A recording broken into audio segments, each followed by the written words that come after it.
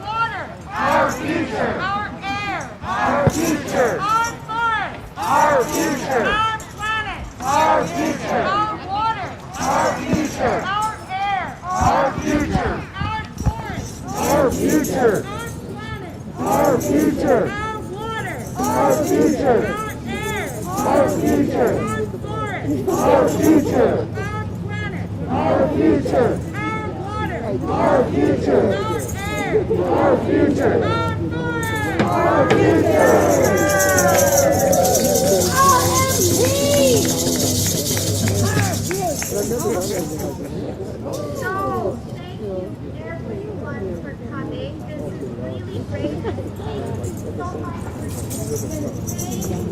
advancing.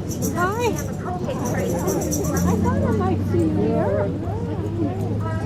My name is Lori Goldman. I'm the did you host just happen for to this be here? No. 350 event, 350 Canada event. It is happening in 60 cities all across Canada. There are at least 2,000 people signed up, just like you, to take part, and all the people who didn't sign up are here too. And our main goal is to get everyone to vote for climate leaders. We need to have every leader at every level, but certainly we have an election coming, and we have to make sure that all of the candidates who win are climate leaders who understand the crisis that we are facing.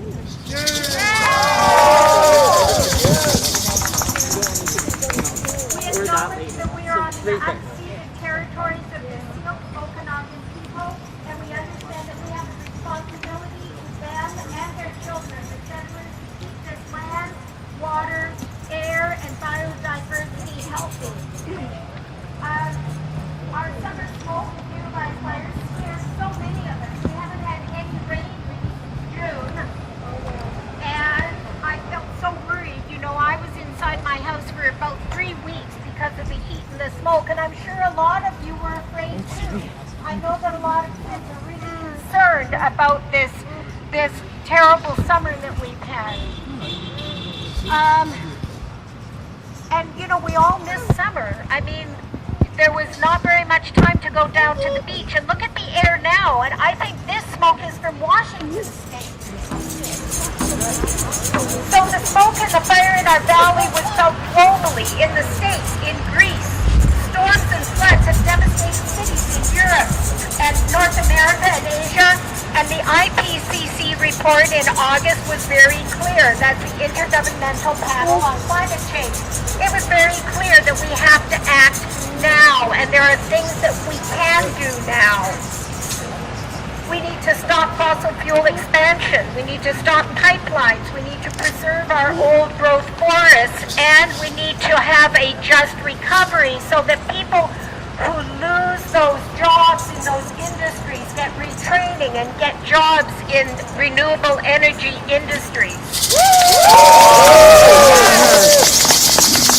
Without the federal government carrying their weight on climate action, it's becoming increasingly difficult for local elected leaders to deliver on their mandate to foster social, environmental, environmental and economic well-being for all residents. We saw this in Western Canada's heat wave, which killed over 500 people. Some statistics said 700 people. People were dying in their apartments because they had no air conditioning. They were living very poor, and it's terrible to lose people to heat. Our next MP will have a say on policy decisions on climate, and this will have real impacts on our community. Climate change is an immense and complex problem, so federal collaboration is vital. Vote for a climate candidate in your riding. And every decision has to include workers, citizens, good jobs, social supports, addressing reconciliation and justice for our BIPOC, our BIPOC communities, and our LGBTQ communities.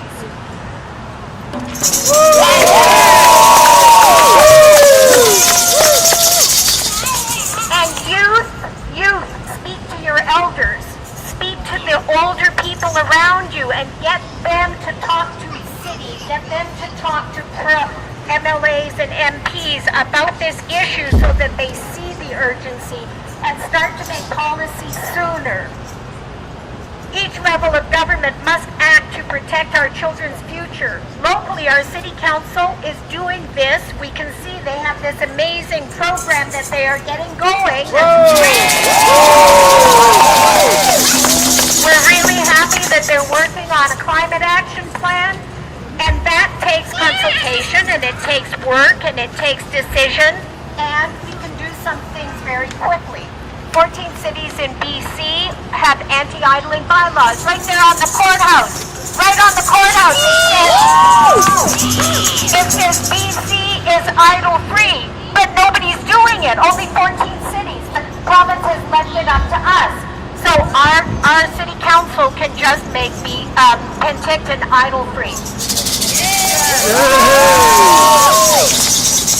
The other thing is we can start planting a lot more trees in the city, and the city can provide them. And make it so that any tree cannot be cut down without the city inspection and approval. We can get a local composting service. While we are waiting for this great big thing to start, we could be doing more individually together as a community if we had a composting service like Spa Hills Farm Compost come and pick up dumpsters of our food waste. We can direct every developer to ensure that every building has a solar roof or solar ready, and that every building has EV plug-in capability ready to go. These are only some of the ideas, but things can be done quickly without lots of consultation. Penticton is kicking off the efforts today, and we really celebrate them. You can go online, you can go to shapeyourcitypenticton.ca, look up the plan, you can read it now, you can do the survey, you can ask questions, you can give suggestions, they look at those. And, you know, right here we've got David and Joanne who are working on this plan. You can go talk to them, get their ideas, and then go to the website and put in your ideas. And lots of ways to stay involved. There's Fridays for Future Youth. September 24th, we're going to be doing a global action. That's global. In 2019, there were, 5 million people or something around the world. We had hundreds here in Penticton, so mark that date. Friday, September 24th. First Things First Okanagan is right here, and they have a youth committee that is just beginning this year, and we are looking for lots of youth to join us to create more events and more awareness about what the city can do.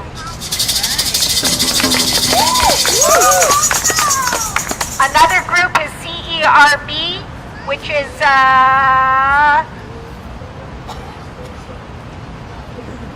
CERBC. This is the climate education in BC, and they're trying to get climate education into the school system.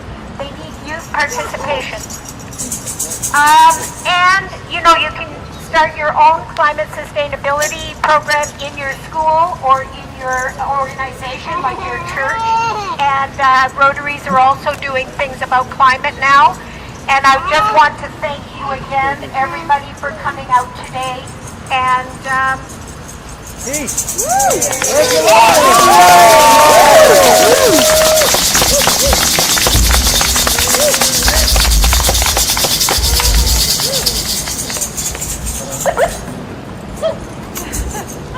I forgot to say that we have tons of chalk and we have tons of sidewalks. And you guys can actually do a lot of good by decorating our sidewalks with climate things all around here. So it would be really great to put your ideas down all around the park and wherever. Keep the chalk with you and look around for rocks and make some rocks. Paint some rocks, some climate rocks, and put them around.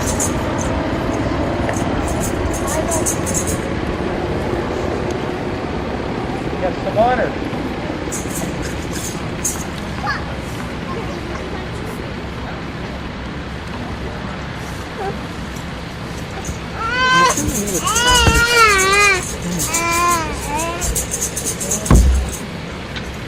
Good afternoon, everyone. I'm Mayor John Bacaracci, and I would like to thank you all for coming out to this very, very important event. There's nothing better to talk about than climate change, and we need to change our ways and the way we live and the way we use our other